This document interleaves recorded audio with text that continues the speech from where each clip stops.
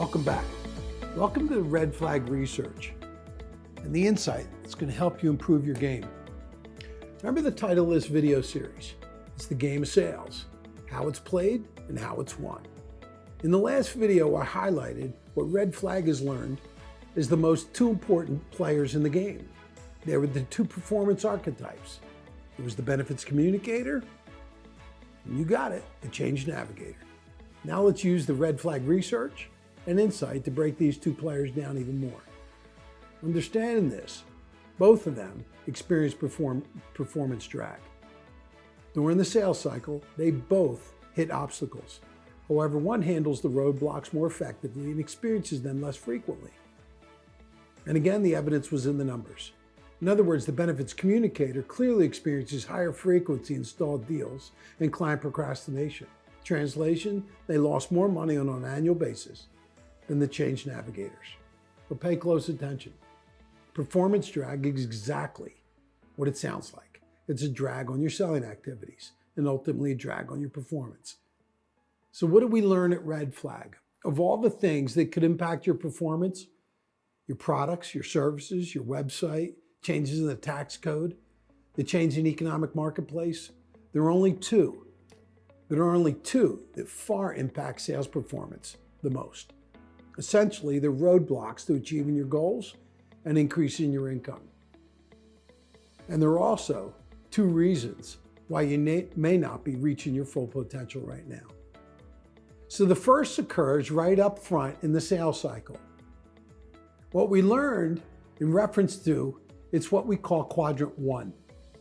Our research tells us that 40% of all first-time sales conversations, they never even make it to a second or third meeting.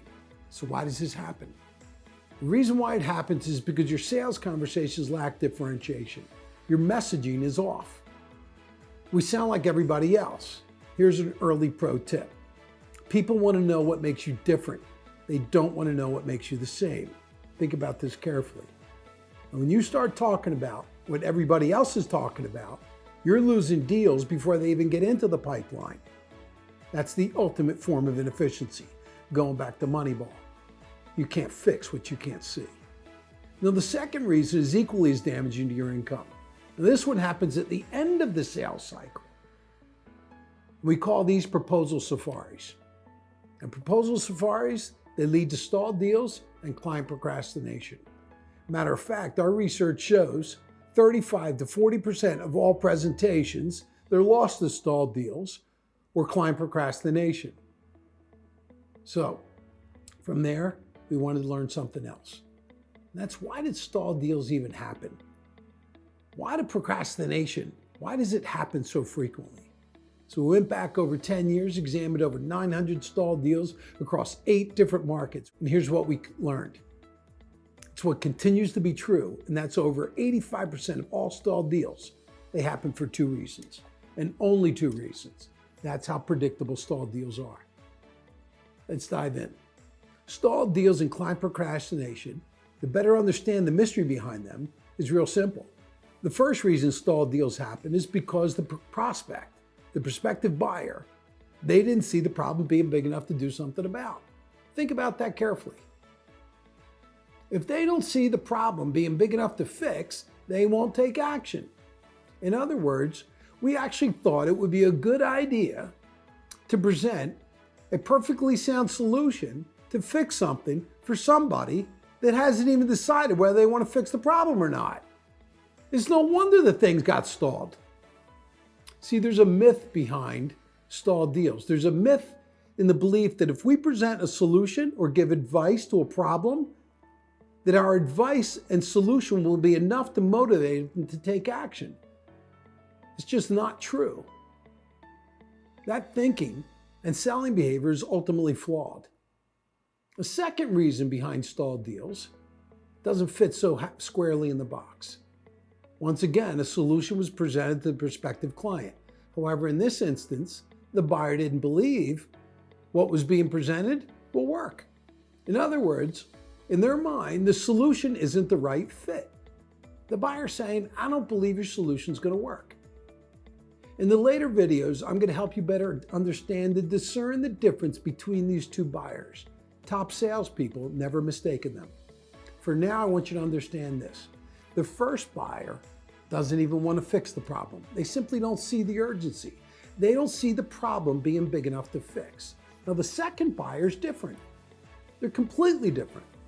They don't see the problem. It's not that they don't see the problem being big enough to fix. They actually do. Matter of fact, they not only see it big enough to fix, they want to fix it now. They just don't believe your recommended solution, your advice is the right answer. So to later on that point, you need to develop the skill to discern the difference between these two. Why? Because they're handled differently. And if you mistake in them, you're going to compromise a perfectly good selling opportunity. They require two different sales conversations. So now, let me begin to wrap the video up with these two last important concepts. We need to cover them before we move on in helping you change your game. We need to cover them so you can start winning more deals and win them more frequently. The first is this. We call it the 3 fundamental buying truths. And the second is the 5 phases that every human being goes through when making decisions towards change. Let's look at the first one, 3 fundamental buying truths. These truths are consistent, by the way, no matter who you're selling to and what product. And that's the brilliance behind the research and insight that I'm about to share with you. The first truth says this, is that people fix big problems. They don't fix small ones. Think of that carefully. The second one, it says that when given a choice, people will pursue fixing a big problem way before they'll pursue an opportunity. And the third one is it tells us that people are completely capable. They're totally capable of deciding whether they want to fix a problem or not without knowing how they're going to fix it. And to help you put this in perspective, let me introduce the next model. This model shows us there are actually 5 distinct phases that every human being goes through when making a decision towards change. This model recognizes that our needs evolve over time. And the reason why knowing this is valuable, it's because I'm going to link this. I'll link this thinking, I'll link this research to how potential clients make buying decisions.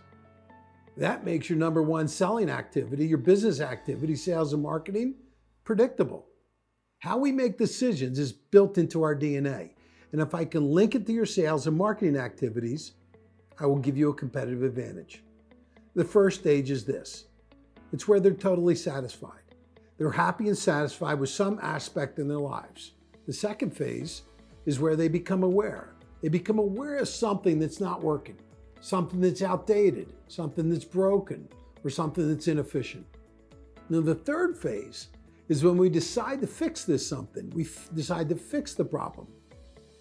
And only then we make the decision because we believe the cost, the consequence, or the risk of staying the same is far greater than the cost of change. And this becomes the catalyst towards change. And if we decide to fix it, then we move to the 4th phase. It's where we start to explore options. In other words, what are the alternatives to our current situation? What are the alternatives to overcoming these problems and achieving our goals? So we explore options in this 4th stage, and in the 5th stage, this is where we actually take action. We take action on what we believe to be the most suitable choice to overcoming these issues and achieving our goals. So what do we have to do to become more effective in our sales interactions and our selling activities? We got to become change navigators. It's that simple. Selling and getting clients does not need to be that difficult. And in the next video, I'm going to begin to show you the mindset behind becoming a change navigator. And I'm going to introduce you to the new playing field. And that playing field will allow you to start to master your craft at another level. And I'll see you on the next video.